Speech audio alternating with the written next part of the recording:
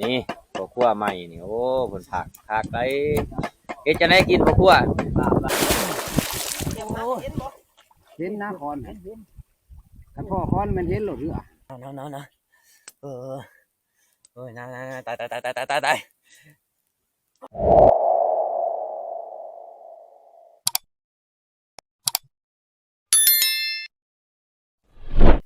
กราบทักทายสบายดีตอนเช้าทุกคนเลยวันนี้เฮามาใส่ชีวิตอยู่ป่านี่2คืนนะทุกคนเนาะ3วันเนาะว่าสิไปเยื้องคืนนี่ก็บ่ได้ไปทุกคนเลยหนาวแฮงโอ้ยังกลัวยามฝนอีกซ้ำหากินช่วงนี้ทุกคนเอ้ยเฮาสิไปต่อไก่ก่อนบัดนี้นึ่งใส่ม้วยหั่นบัดนี้ไปต่อไก่มื้อนี้จักสิจังได๋ไอ้บ่พันดอกไปกับพันต้อมมื้อนี้ไปต่อไก่ก่อนป้าเอาป้าคอสับนี่โตโอ้บักฮุงคือเก่าเอา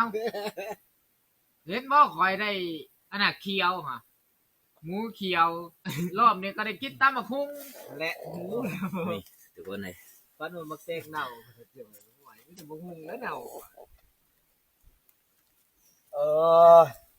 เอา2โตคือว่าเลยเนาะโอ้เต็มหัวเลยเคยจ่อยเฮ็ดแล้วนี่มันจะบ่สุกนี่บ่สุกปีนทั้งนี้ลงทับนี่ปีนทั้งนี้ลงทับนั่งทิ้งไว้แล้วก็คืนเมื่อปีนมาทับวันนี้เด้อมันสุกเป็นหนึ่งลายโผล่ทุกคนเลยผู้ที่จนเผือบแล้วหัวเนาะหัวซื้อมายามใดนี่ก็เซ็ตใส่แต่เธอเดียวเป็นเห็ดเป็นสกัดพญาจอยนี่ก็ไล่ยั้งมาให้พญาจอยอยู่นี่ยังเลย แล้วเสือเป็นสกัดอย่างเดียวเลยเพชรขาดกับบัวไว้เพราะเพชรขาดคือในยางเตะแล้วก็จนอยากหลบนั่งพังละฮัดหนูกับระบ่าวในหัวทำให้หลับโอ้ทีมงานเอามาอะไรทุกคนเลยนี่มีแต่นกกระโหลกับนกอันนี้นกกระแทะทุกคนหามันบ่ล่มสองอย่างหนึ่งเลยพกมาก้อนที่คอยให้เจ้าเบิ่งโอ้ได้3 โลนี่ในผ่านนี่มันนักปะนี่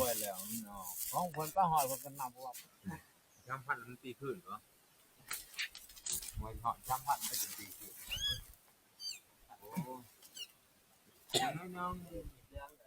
กินนกกินก่อนทุกคนเลยไปกับไปต้นหิ่งนั่นจ้ะเอาบ้องที่กินว่าสิไปต่อไก่ยังบ่ทันได้ไปซ้ำทุกคนเลยทีมงานเฮากะเอานกมาอะไรก็ลกคนนกจีนกกินน่ะก็สิไปเนาะเพราะว่าบางทีเฮาก็สิไปเซกับพวกหนาใหญ่นะสิลงเซกับพวกหนาใหญ่เนาะ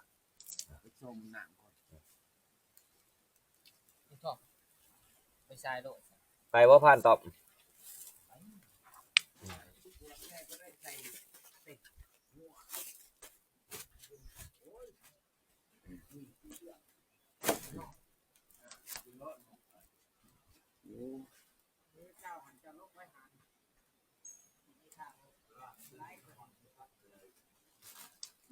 พญจ่อย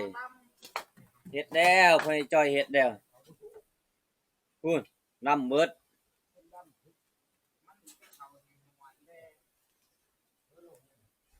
คนหนึ่งลายโผล่ทุกคนเอ้ยจนเรือหัวถวยบางใหญ่เนาะบางบอลมันก็สุกบางบอลก็บ่สุกเอาบ่ตีเพิ่นแหละเพิ่นอยากให้มันแล้วเร็วๆจังได๋เพิ่นเมื่อยหนึ่งข้าวให้กินแล้วเว้าแล้วก็ดีติ๊บข้าวน้อยพอสิใช้น้อง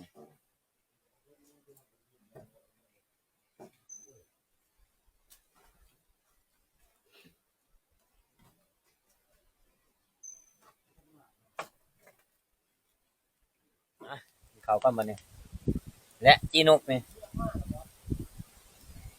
ห้องมันเลยกินห้องเราเลยกินปีนกเบิ้งห้องมันก่อนเงี้ยเนี่ยเด้อเอาเด้อปีนกอยู่ใช้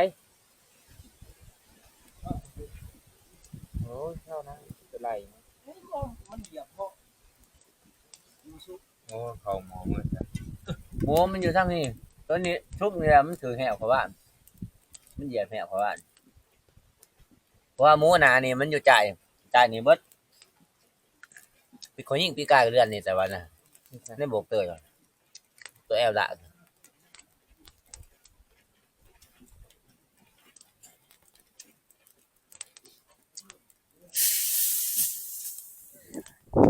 ลองไก่ไหม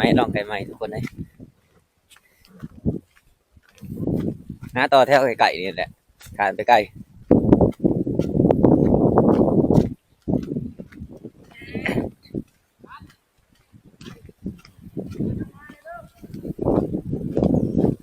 อากาศหนาวขนาดเลย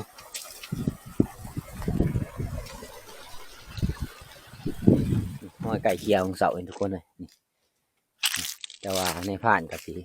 ลงไปหาแล้วลุมบนปักขึ้นไหลนะทุกคนนี่มีแต่ห้อยไก่เคียเนาะที่สีลงปักอยู่ลุมมันหกเลยเนาะหากหกกับคันไก่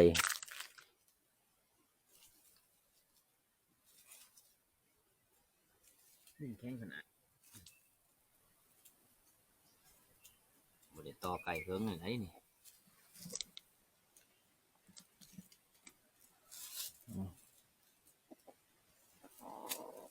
เถิงครับปี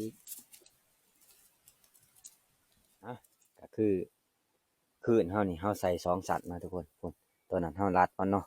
เพื่อมันจะย่างเลาะด้านซ้ายนะเฮาก็เลยรัดมันไว้เพราะว่าคืนเฮา2 ลังตัวหุ่มมันนี่ทุกคนเฮาก็จะมานั่งพวกนี่ทุกคนมาเลยนี่บ่ไก่โพดบ่โอ้หมูกินหมักแตะได้นี่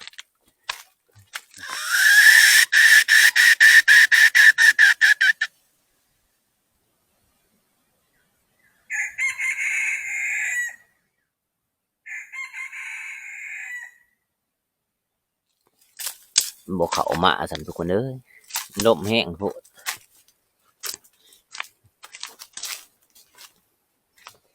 ลมขนาดลมร้ายและเศร้าลมจะถึงมาต่ออีก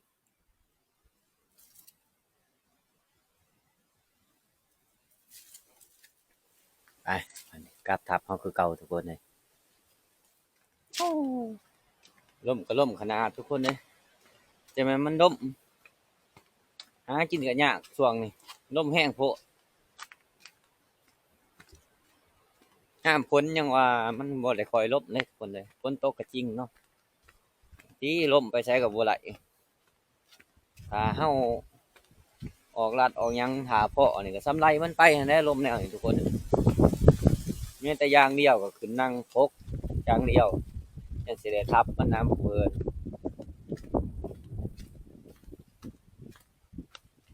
ต่อไก่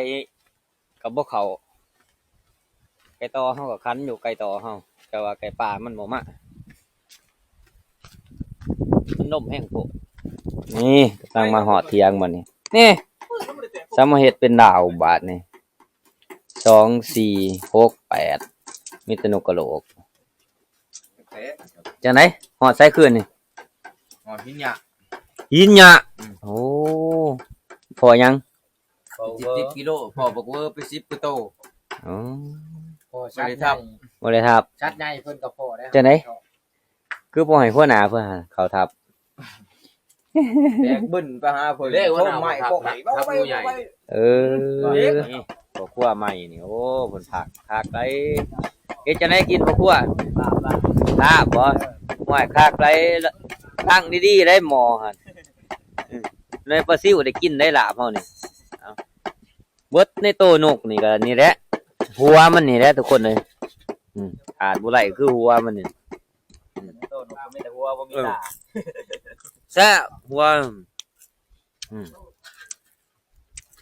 กินหัวมันเด้อ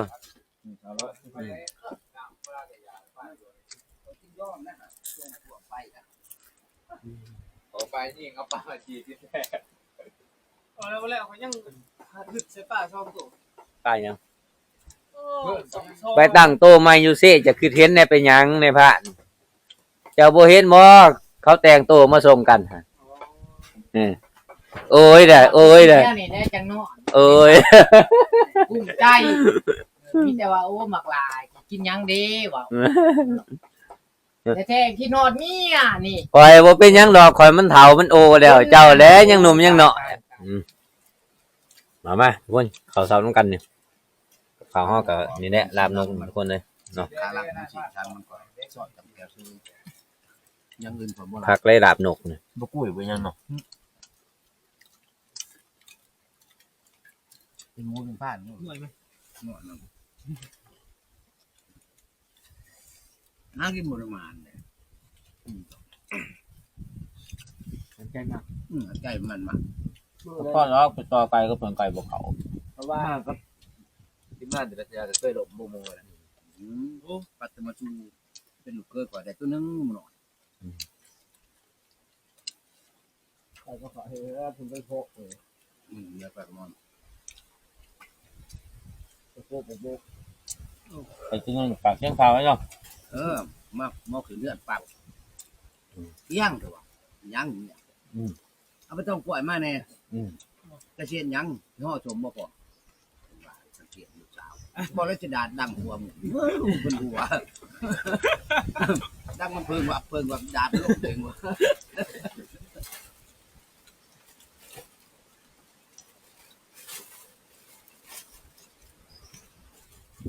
กินข้าวกินน้ำเฮาก็อย่างหากาเกียมสิย้ายทับอีกแล้วทุกคนเอ้ยเนาะก็คือลงซีนวนพุ่นแหละบัดนี้ว่าหน้าใหญ่เพิ่นก็สร้างหม้องสร้างหยังเป็นที่เรียบร้อยแล้วทุกคนเอ้ยสร้างหม้องสิย้ายไปลงเซ่พุ่นก็เลยไปกางหม้องแน่เอา2เทื่อย้ายได้นี่ย้ายอีกก็ผู้ดีเทื่อที่2ได้บัดนี้เนาะที่3เลยเนาะเป็นจังได๋เก็บหม้องใหม่บ่โอ้มันยุงยังแต่รอผ่านเที่ยงตื่นแต่นอนเพราะว่าเพิ่นไปเบิดคืนสอดแจกเมื่อคืนนี่เพิ่นอยากนอนแห้งเนาะไปบัดนี้เฮาก็สิย่างทุกกัน3คนทุกคนเลยเนาะเฮาสิไปก่อนเนาะส่วนผ่านเที่ยงผ่านต้อมแล้วก็ผ่านม่องเพิ่นก็สิขับรถไปน้ำดังนะพอเฮาสิย่างก่อนนี่เฮาก็จะลงไปเอาเหือก่อนเนาะไปหมดหาเหือหรือว่าเหือเฮายังอยู่ได้บ่เฮาไปก่อนเฮาก็ไปในพาดเนี่ยก็ว่าหน้าใหญ่แต่ก็ผ่านจิตเนาะคือผ่านใหญ่อันแหละใกล้เติบเลยอย่างประมาณ3-4 ลักหรือว่า5 ลักพุ่นแหละทุกคนเลยเนาะของถวยแล้วบัดนี้ถวยกระติ้นแหละคนเลยแต่น้ำก็บ่เลิกหรอกแต่สิไต่ครัวลงน้ำแต่เช้าหลายมันเย็นเลยทุกคนหนาวพร้อมปูปลาหน้าหนาวมันคือสิมีเนาะแถวนี้เอาจิ๊บมาใส่นี่ส่งที่ถือเนาะนี่น้ำมันยังหอมเดียวนี่ใจนี่โดโอ้ยป้าก็ลูกปลาคอมันแดนกลางคืนนี่คักโอ้ยมีแต่ปลาสิอ่าวแลรังเป็นหมู่อยู่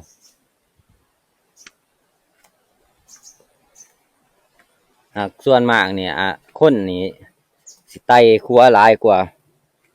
ย่างขามนะทุกคนบ้านใหญ่นี่บ่ยอมไต่ขัวอะไรทุกคนเป็นลุยน้ำไรนี่เอาโอ้ยเมื่อยแห้งทุกคนเลยย่างขึ้นเคาะโอ้ขึ้นนานฝรั่งทุกคนเลยค่อยก็ค่อยขี้หินแค่แน่แต่มีลมมาจอดในพานใหญ่เลยย่างสาแห้งเมื่อยได้ย่างสา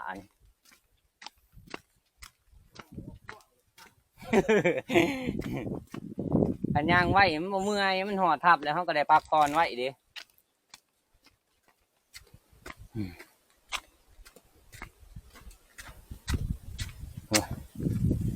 โอ้บื้นขึ้นเลยกำลังมาหอดเนาะเป็นที่พักเขานี่ก็คือทำพี่ดอกนะทุกคนเอากับสีพักอยู่นี่เนาะเอามาหอดก่อนนะเอากับสีเอาเครื่องเอาของเอาไว้นี่ทุกคนเลยเนาะเอาสีเอาไปแต่สิ่งที่จำเป็นของเขาเนาะน้ำก็จะเบิดแน่เลยทุกคนเนาะแต่ยังมีพอได้กินอยู่หรอกน้ำมันซึมออกมาเลยเนาะนี่มันไหลออกมาเลยเปลี่ยนเครื่องนี่ว่าจะเอาไว้ของหัวหน้าเป็นเอาไว้เป็นยังไงเลยต้องทำกันทุกคนเลย ราะว่านานี่ถ้าเฮาบ่นอนถ้ำมันจะหนาวนะทุกคนโอ้บ่ได้มาเฮิงนะโอ้น้ำยังไหลอยู่ไหลในพานน้ำยังไหลเรื่อยอยู่นี่แสดงว่าเฮากะสิอยู่นี่แหละทุกคนเลยกะยามนี้มันก็แห้งเลยทุกคนเนาะแต่ว่ากูคนเขาก็บ่ได้คอยมาพักเคิงเลยได้นี่ทุกคนเลยเอาไปที่ทำเป็นเนาะ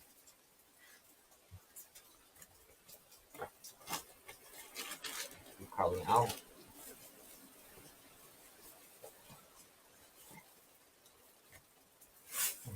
แต่ตัวนี้เอาทุกคนเลยเพราะว่าเฮาหนาววันนั้นเฮาพอได้นอนเนาะไปบ้านนี้ทุกคนเลยเนาะเฮาก็เอาเครื่องเอาของเฮาไว้รุมหั่นแหละเนาะเพื่อทีมงานเฮามาฮอดจักหน่อยนี่เพิ่นเอารถมาน้ำหลังนะส่วนเฮานี่ก็จะลงไปหมดหาเหือก่อนแล้วก็สิถ้าเห็นเหือก็สิทิ่มล่างไว้นะทุกคนทิ่มล่างไว้แล้วก็สิออกใต้ตาเลยนะค่ำคืนนี้นี่เนาะบ่ได้ลงน้ำเนี่ยก็อยากหกแน่เลยทุกคนเลยเนาะก็ปีหนึ่งนี่เท่านึงนะลงเสะนี่แต่ว่านานี่ไปหาเดือน3เดือน4เนาะเอาลง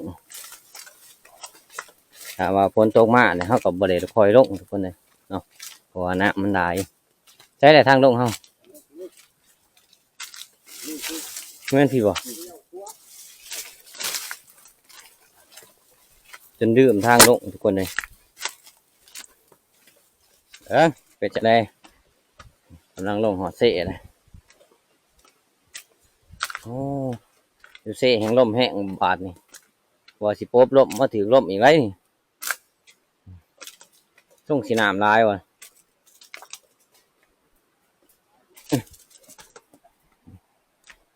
โอ้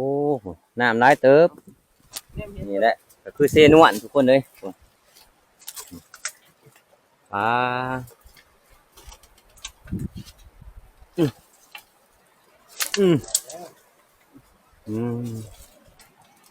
โอ้เขาลงต่ำโพดเนาะ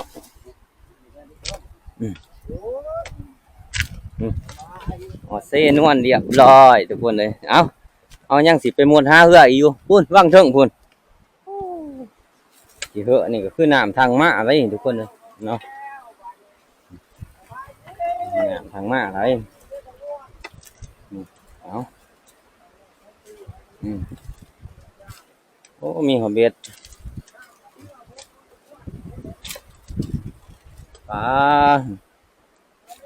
แบบว่ามันทางมาฟังเดียวเบิดทุกคนเลยก็คือขี้เหอะขี้หยานะมีแต่ไม้ซ้ำสิขี้งไฟพื้นบุอึดพาเข้าลงมานี่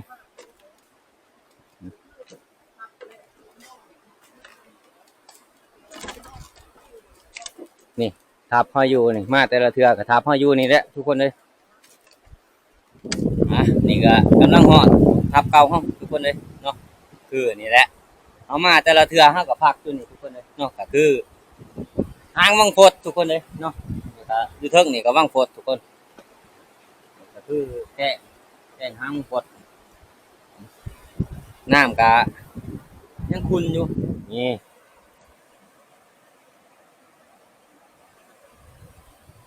ฟังนั่นก็คือภาค3นะทุกคนเนาะฟังเซนอันนั้นบ้านเซนวนบ้านผู้พายเขาจะหากินพังนั่นนะบางทีเขาก็ขามาหากินพังเขาคือกันทุกคนเลย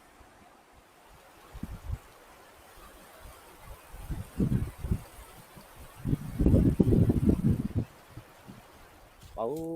หมูลงเสะเลยทุกคนเอ้ยมันเด่นสายเสะห้องรุดจะมุ้ยบอลให้รุดโอ้ยเรื่องแล้วเขาลงเสะมาตอนนี้เขากะลงมาหอดบอลเขาเสื่องเหือไว้เลยทุกคนเลยเนาะแต่ว่ามันสียังอยู่หรือบ่เขาก็ยังบ่ทันดุเนาะเพราะว่าน้ำมันหลายเลย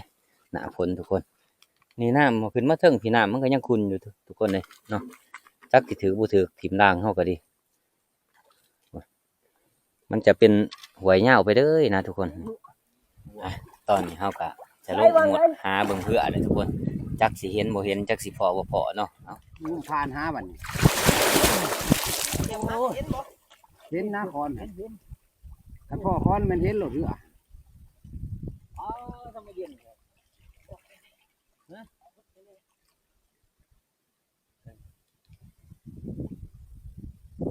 ห็นบ่ กายแล้วนับขึ้นสิ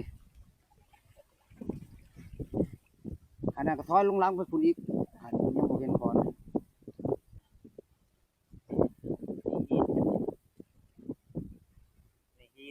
ถอยลงตรงกลางปุ๊บ แม่งค้อนไปแล้วบ่ งูงุ้มไปจังสีท้องบ้านนี่งุ้มไปจังทันบ้านนี่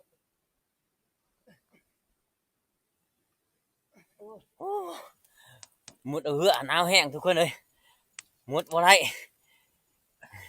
ในผ่านก็ผ่านใหญ่หมดเอาบ่ได้ทุกคนผู้ที่หัวหน้าใหญ่ลงซอยจังได๋หมู่มีหัวหน้าใหญ่ก็คือสิเอาขึ้นบ่ได้ดอกเหือเฮา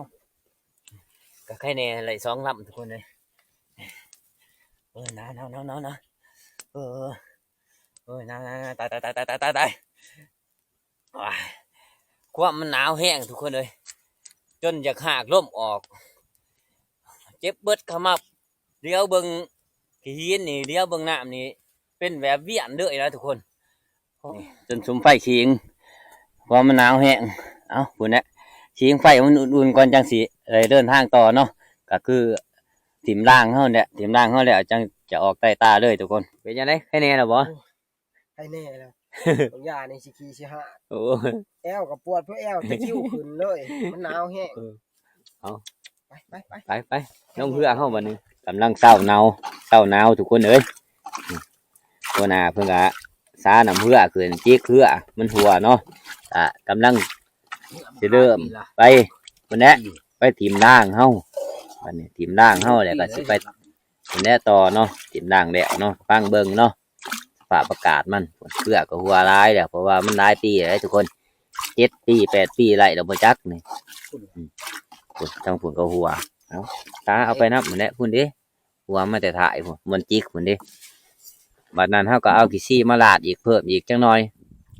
ส่วนในพานก็ทาเกี่ยมล่างให้ในพานใหญ่เนาะพานใหญ่เพิ่นเป็นผู้ใส่นะทุกคนเนาะนี่แหละเฮาจะใส่ไปเลยทุกคนเลยใส่ไปเลยแล้วนี่พุ่นเนาะใส่บนพุ่นเนาะนี่ก็มีชาวบ้านเพิ่นมาหากินคือกันนี่ทุกคนเฮาเดียวเห็นหม้องเพิ่นอยู่เนาะ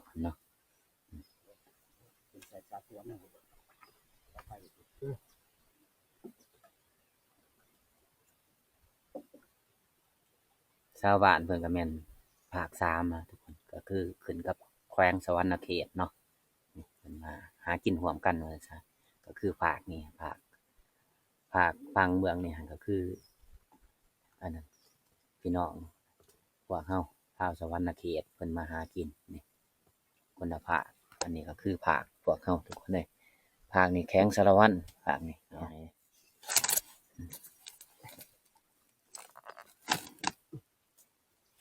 ด่างช้างเผาๆนี่เป็นไง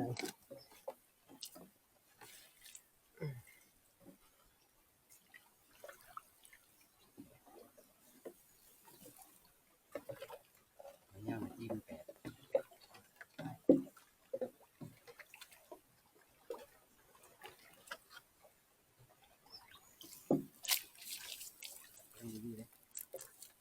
ได้เห็นนี่ เป็นอะไร มันฟันกันเท่ไหมพี่นะ พอดีแหละฉันนั่น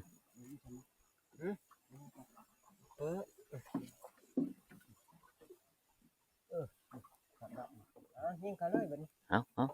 ยิงกันเลย พอดีตกใส่ปลายไผ่พอดีเลย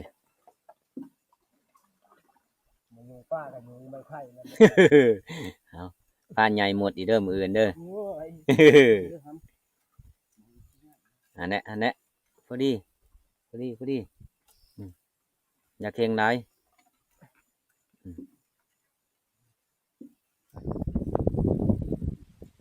หลังจากเอากลางมองเป็นที่เรียบร้อยแล้วทุกคนเลยในผ่านกับสีปิดคลิปไปเพียงเท่านี้เนาะเอารอติดตามคลิปวิดีโอนะก่อนอื่นก็ขอบใจทุกคนที่เข้ามาติดตามและรับชมในผ่านตั้งแต่ต้นจนจบเนาะ